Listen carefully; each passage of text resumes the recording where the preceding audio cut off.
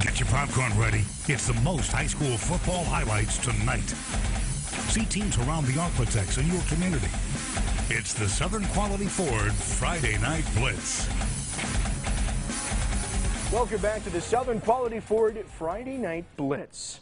Starting things off here tonight, we've got a very exciting show for you. Let's hop into game one. Carthage versus SILSBEE. Carthage continuing their run to AT&T Stadium, taking on SILSBEE in the area round. First up, Carthage's Kai Horton going to get the ball, handing it off to Mason Courtney. Courtney, he's in for the score, and Courtney isn't done.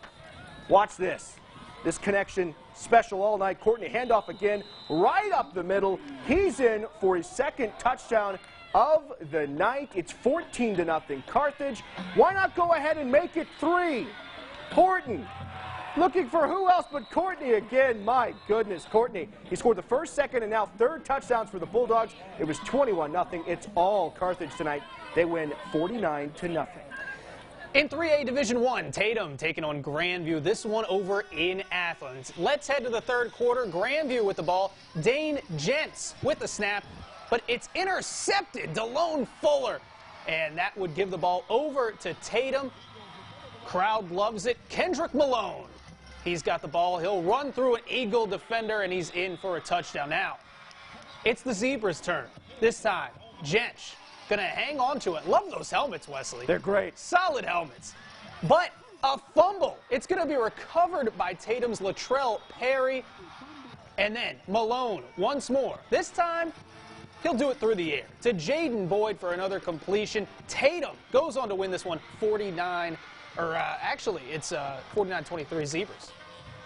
Let's stay in 3A Division II. WASKOM taking on Dangerfield. D. Lewis getting the ball rolling early on for the Tigers. It's Braxton Jimerson. Look at Jimerson carrying defenders into the end zone. Dangerfield takes the early 7-0 lead. Dangerfield ball again. Lewis to Jimerson. We've seen this before. Jimerson looks like he's getting his second touchdown of the night, but there's a flag. Wildcats take a deep breath. They still trail by only a score. WASKOM getting on the action now. It's Marcus Gonzalez handing it off to Dietrich Bird. Bird, he's in for the first Wildcat score. Tied at 7. WASKOM, they go on to win a wild game, 28-27.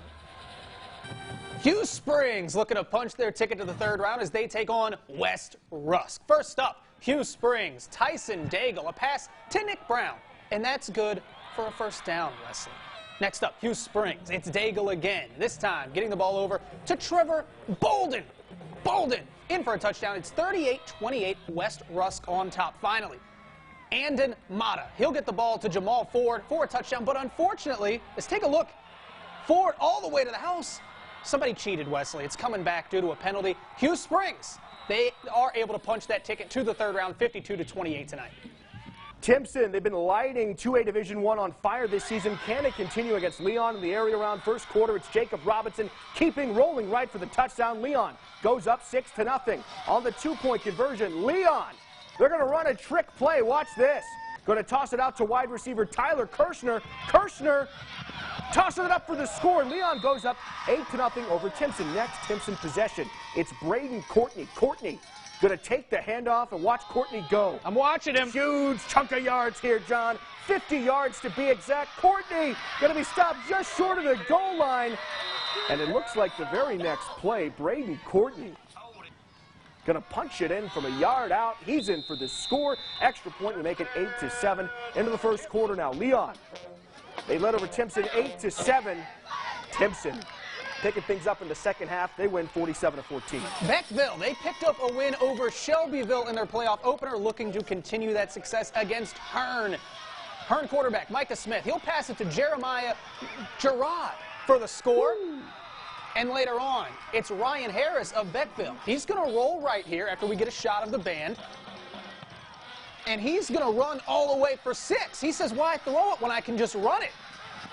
Later on, it's Smith once more. This time, he'll try to do it through the air as we get another shot of the band. The band got a lot of action tonight. Smith, he'll do it through the air now. Rolling, rolling, finally throwing. And this pass is complete. And what a run after the catch for a score.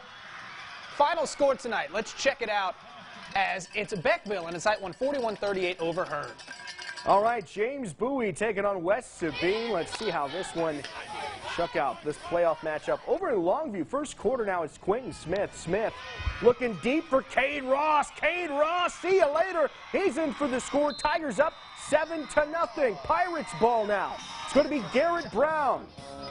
Garrett Brown going downtown into the end zone for the score.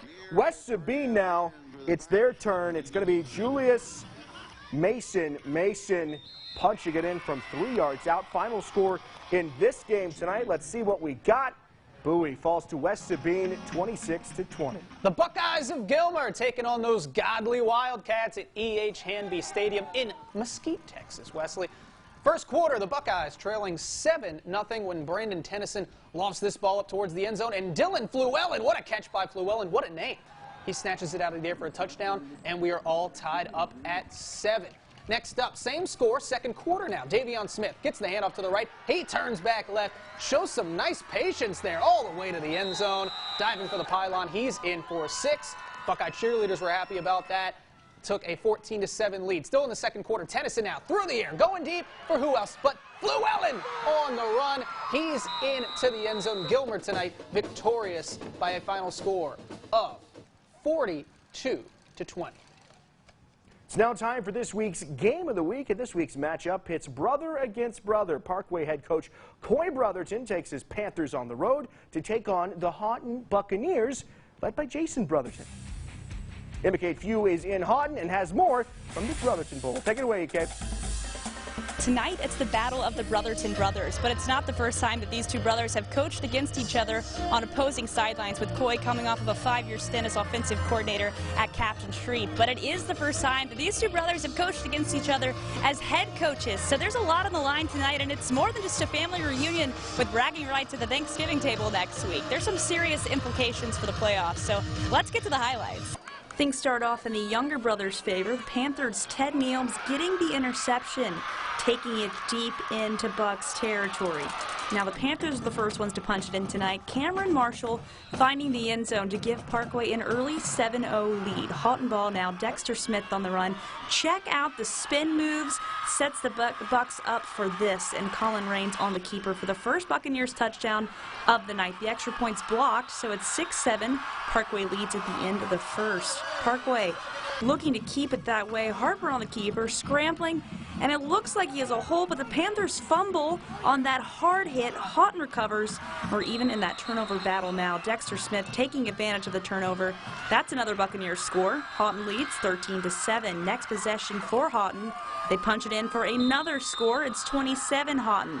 2 seconds left in the half. Buccaneers go for the field goal. It's good. Haughton leads 23-7 at the half. The Bucks get another score early in the third, but here's Jalen White, the sophomore receiver, keeping the Panthers in this game. He runs it in to make it 30-13. And a special moment tonight for Haughton's Jake St. Andre, breaking the Haughton record for the most tackles. A big celebration for his 331st tackle as a Buccaneer. Now this one's not going to end pretty for the Panthers. Jalen Reed driving, runs into traffic. The ball is knocked loose. It's recovered by Haughton, and C.J. McWilliams takes off. He falls short of the goal line, but what a finish for the Bucks. Haughton wins it 33-13. It's a tremendous honor to be able to hold that. I mean, I couldn't do it without the coaches, put me in the right position any given week. Players I played alongside the past 3 years, and the community itself. Obviously happy with the outcome.